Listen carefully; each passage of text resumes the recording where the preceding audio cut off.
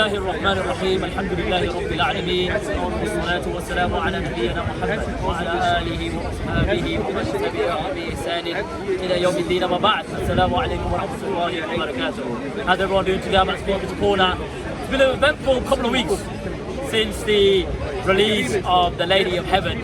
Alhamdulillah, up and down the country, you know, we've been protesting regarding its sectarian hate message. Obviously, the producer or the scriptwriter was Yasser al-Habib, or Khabith, should I say, and we have been successful in plugging the movie from many cinema chains, and we voiced our freedom of expression. But what I want to do today is talk about the Lady of Heaven and about its narrative that the Shia don't really commit to, and that's what we're going to highlight today.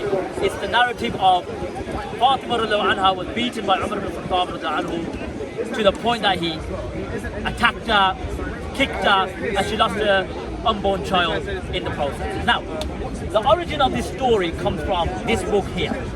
It's called Kitab Sulaym bin Qais. Okay? Now, Shia scholars have said that this story is not true. Even the classical scholars, and we'll go to one of them. I could go on my phone, there's many more. Whoever wants the evidences, I could present it, but now's not the time. I'm trying to make it quick and short. So, we've got a book here called, well, it's Musannaf al-Shaykh al-Mufid. Okay, and this is Al-I'tiqad wal-Mizan. Now, if you go to this page here, and it talks about, subhanAllah, about the origin of the story. Okay, the origin of the story. This is from Al-Mufid, and it talks about this book here, Kitab Sulaym bin Qais. What does Shaykh al-Mufid say? Who is one classical, it's one of the classical heads of the Shia scholarship. He mentions that in this book, it's unreliable. This book that they use for the source of the broken rib, it's unreliable.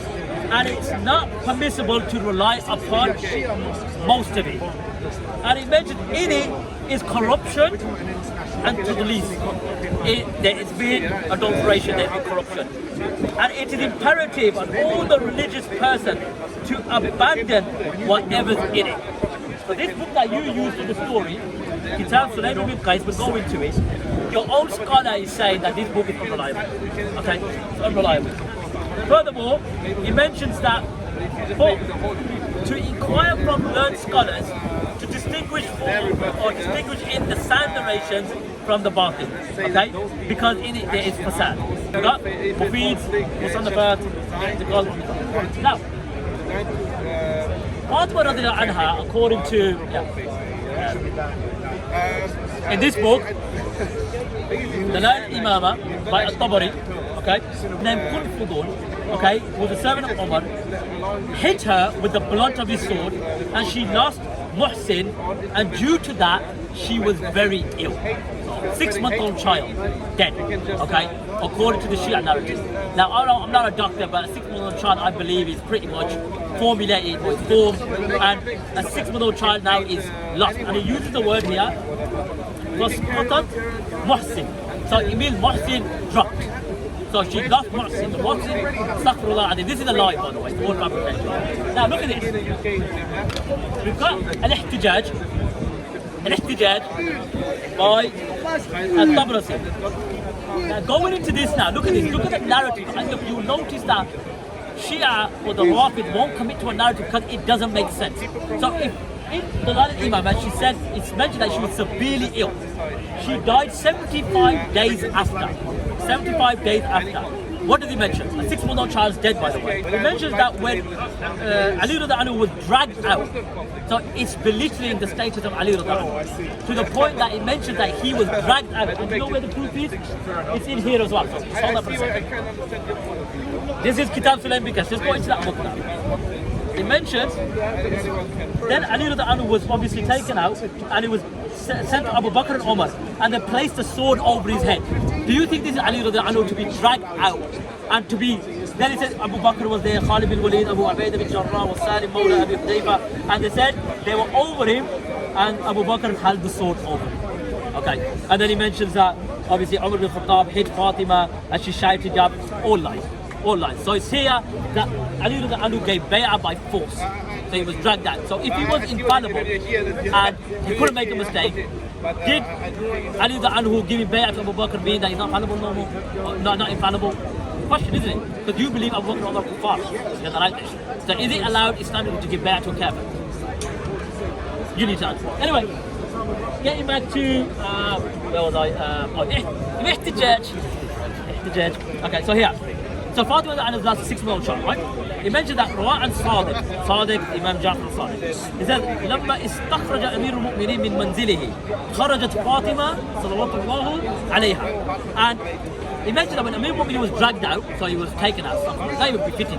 The Ali anhu that you portrayed is a coward. Honestly, this is diminishing the status of Ali anhu. Anyway, he mentioned that Fatimah anha was followed by the women of the Hashimiyah until they reached close to the grave. Now, 6-month-old, she's been beaten severely. That's a 6-month-old child. A nail is pierced into her rib. She's run out the house. 6-month-old child lost.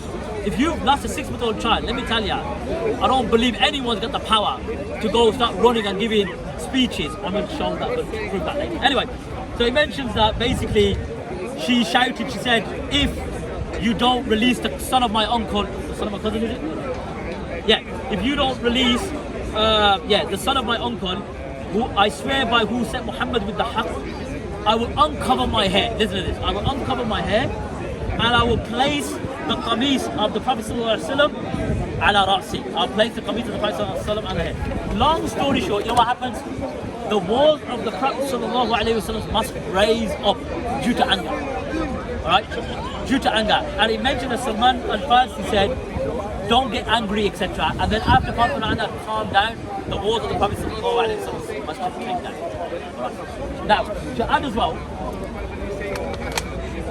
if she lost a 6-month-old child, okay, because it mentions here, so you could argue, where does it say 6 months, right? Who says 6 months? Here you go, we got Bihar al-Anwar, Bihar al-Anwar, and he mentions that she lost Muhsin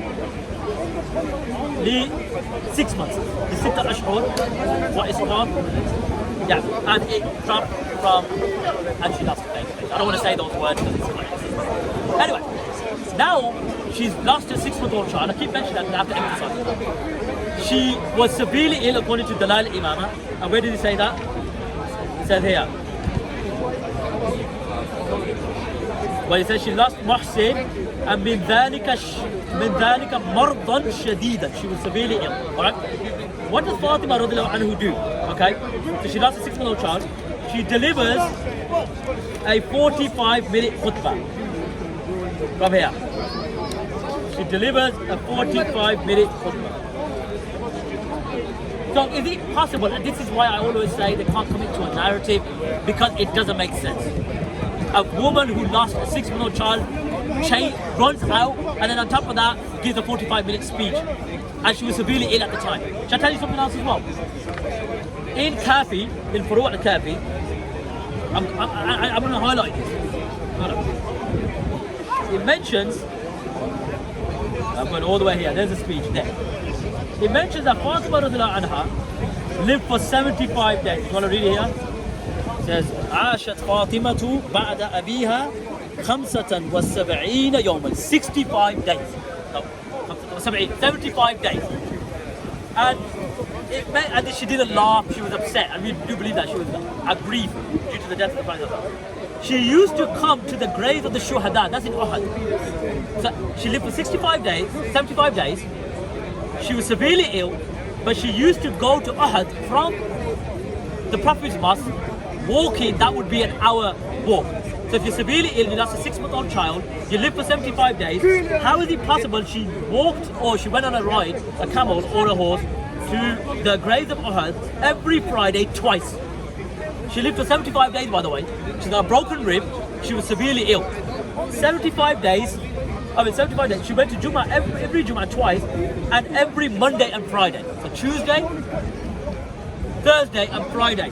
And she used to say, Ha huna kana Rasulullah sallallahu alayhi wa sallam. So over there was the Prophet sallallahu alayhi wa sallam, meaning at Uhud.